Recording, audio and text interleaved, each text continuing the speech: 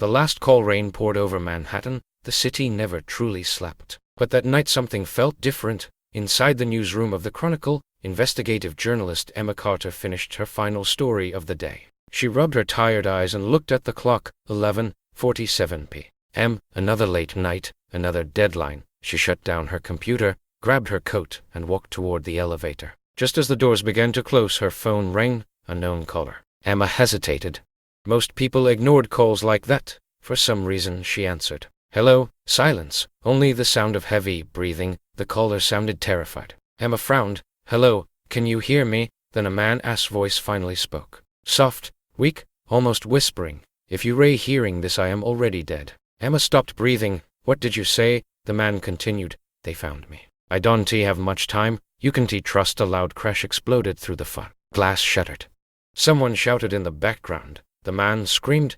Then the call ended. Emma immediately called the number back. The number could not be reached. She checked her recent calls. The number wasn't there. It had completely disappeared. Emma stared at her phone. Maybe it had been a prank. Maybe someone had hacked her phone. Or maybe someone had just been murdered. The following morning, every television inside the newsroom interrupted its regular programming. Breaking news: business consultant David Walker found dead inside his Manhattan apartment. Police are investigating the case as a homicide. Emma looked up. Her heart stopped. The photograph on the screen showed the same man whose voice she had heard only hours earlier. She knew it. She couldn't explain how, but she knew. Without saying a word to her editor, Emma grabbed her keys and drove straight to the crime scene. Police officers blocked the entrance. Yellow crime scene tape surrounded the building. Detectives moved in and out carrying evidence bags. Emma showed her press badge. A detective stepped in front of her. I am sorry, ma'am, no one is allowed inside. Emma looked directly at him. I think your victim called me before he died. The detective's expression changed immediately. I am Detective Lucas Reed. What exactly did he say? Emma repeated every word she could remember. Lucas listened carefully. He never interrupted. When she finished, he remained silent. Finally, he asked one question. Did he mention a name? Emma slowly shook her head. No, he only said, if you ray hearing this, I am already dead. Lucas looked toward the apartment building, then back at Emma. You may be the last person who ever spoke to him. For the first time, Emma realized this wasn't just another story. She had become part of the investigation. And she had no idea that answering one phone call was about to change her life forever.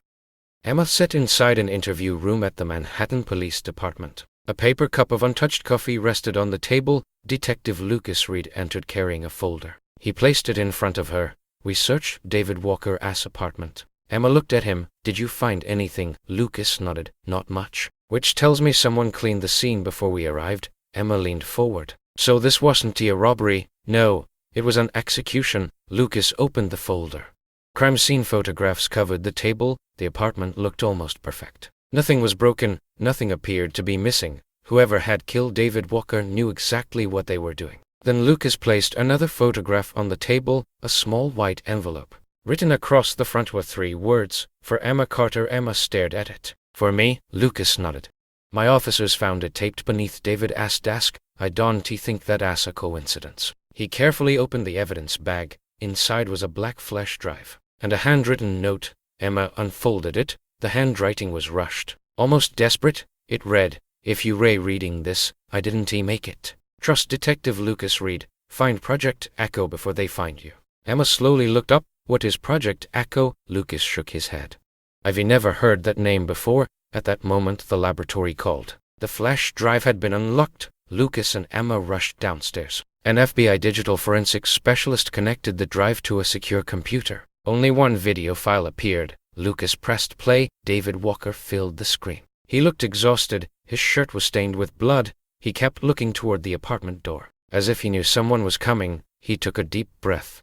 My name is David Walker. If you ray watching this, I am already dead. For 8 years I worked for Black Horizon Holdings. Everyone believed it was a financial consulting company. It wasn't. It was a criminal organization. We moved billions of dollars through fake charities, shell corporations, and offshore accounts. I copied everything. They know I have the evidence. If they catch me, they'll kill me. He looked directly into the camera.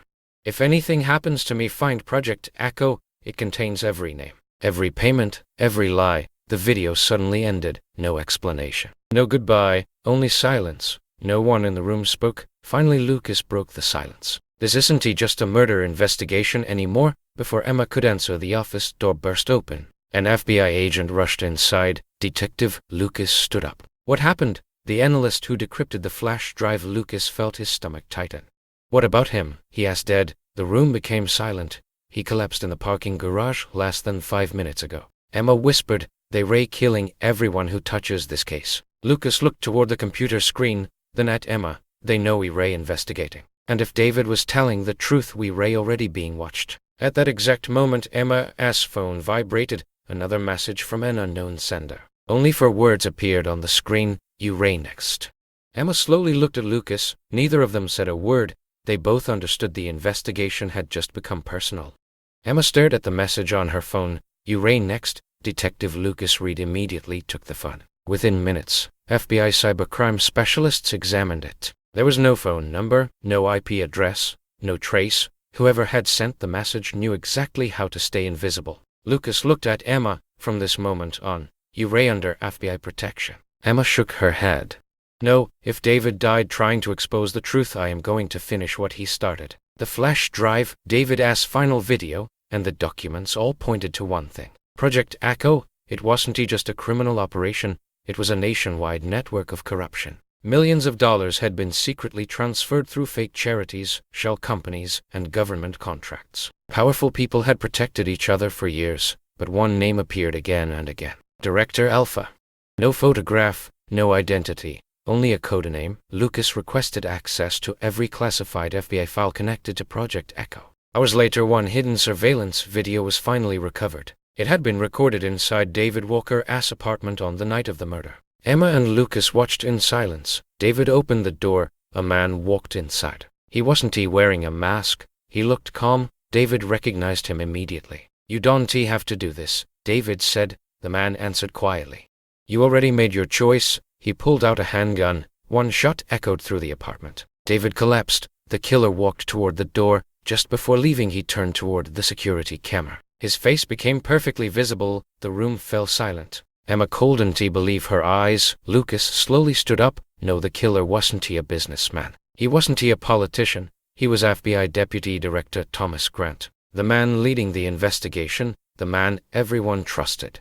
Lucas immediately called every FBI field office. "Thomas Grant is our suspect." Locked down every airport, train station, and border crossing. A nationwide manhunt began. For 2 days there was no sign of him. Then a local sheriff reported a black SUV abandoned outside an old cabin in the mountains. FBI tactical teams surrounded the cabin before sunrise. Lucas stepped forward. "Thomas Grant, this is the FBI. Come out with your hands up." The cabin door slowly opened. Grant walked outside. He looked tired, defeated. Without saying a word, he dropped his weapon. Agents handcuffed him. During the interrogation, Grant remained silent for hours. Then Emma entered the room carrying David Walker's final video. She placed it on the table. "You killed a man who only wanted the truth." Grant lowered his head. "I never wanted it to end this way." Emma looked directly at him. "Then why did you do it?" Grant took a deep breath.